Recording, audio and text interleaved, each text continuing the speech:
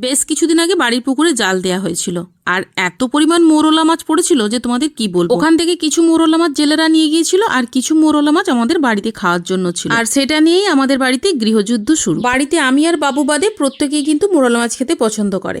আর যেদিন থেকে ফ্রিজে মৌরলা মাছ গিয়ে ঢুকেছে সেদিন থেকে হাজবেন্ডকে যখনই জিজ্ঞাসা করি, গো আজকে কি দিয়ে ভাত খাবে, সঙ্গে সঙ্গে উত্তর আসে যে মৌরলা মাছের টক, নইলে মৌরলা মাছের ঝাল। কি হয়েছে, একদিন রান্না বান্না কমপ্লিট করে নিয়ে ওর বাবাকে বললাম, কি গো ভাত খাবে এসো। কিন্তু বাবু কোথায়, বাবু খাবে না।